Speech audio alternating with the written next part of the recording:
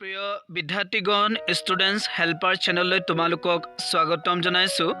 আজি আমি ভাৰ্বৰ ৰূপৰ বিষয়ে চৰ্চা কৰিব গৈ আছোঁ। এইটো এটা দীঘলীয়া বিষয়বস্তু নহয়, এটা সৰু সুৰা বিষয়বস্তু আৰু তাৰ বিষয়ে আমি ষ্টাডি কৰিম।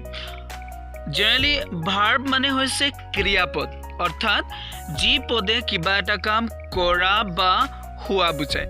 তো যি পদে কিবা এটা কাম কৰা বা হোৱা বুজায় তাকে ভাৰ্ব বোলে। ই হৈছে পাৰ্টছ অফ স্পীচৰ এটা অংশ। এতিয়া ভাৰ্বৰনো কেইটা ৰূপ থাকে? মই একচুৱেলি প্ৰকাৰ নাই কোৱা। I am not telling kinds, I am just want to say you that the forms, ৰূপৰ বিষয়ে কৈ আছোঁ।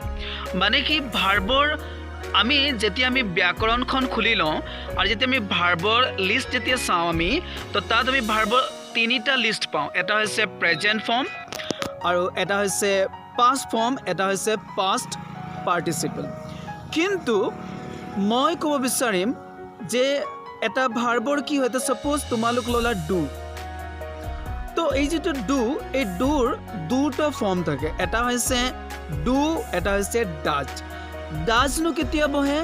যেতিয়া ছাবজেক্ট এটা থাৰ্ড পাৰ্চন ছিংগুলাৰ নাম্বাৰ হয় আৰু চেণ্টেন্সটো যদি তোমাৰ প্ৰেজেণ্ট টেন্স হয়, তেতিয়া ভাৰ্বে এছ বা ই এছ কেৰি কৰে। ক্লিয়াৰ হৈ গ'ল?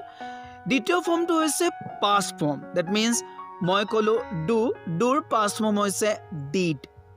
তাৰপিছত আহিলে পাষ্ট পাৰ্টিচিপল, ডেট মিনছ ডান, হয়নে? এতিয়া আকৌ এটা ফৰ্ম আছে, সেইটো হৈছে ING এড কৰা ভাৰ্ববোৰ।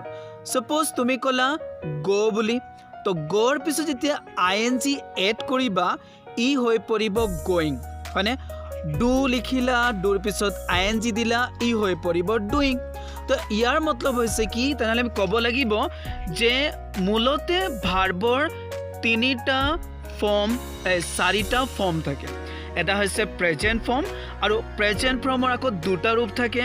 এটা সাধাৰণভাৱে বহে আৰু এটা এছ বা ই এছ কেৰি কৰে। উদাহৰণে মই ক'ব বিচাৰিম, যেনেকুৱা he goes to school every day. Sita cooks food, goes E S ed হ'ল, হয়নে?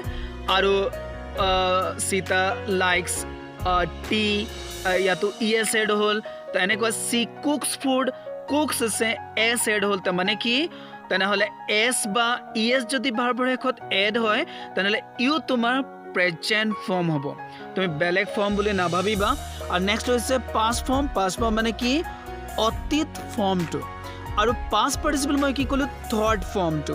আৰু হৈছে কি, তোমাৰ ING এড কৰিবা, ই হৈ পৰিব তোমাৰ প্ৰেজেণ্ট পাৰ্টিচিপল। ING এড কৰাৰ পিছত ই প্ৰেজেণ্ট পাৰ্টিচিপল হৈ পৰে। ইয়াৰ আৰু এটা নাম আছে, সেইটো হৈছে জিৰাণ্ড।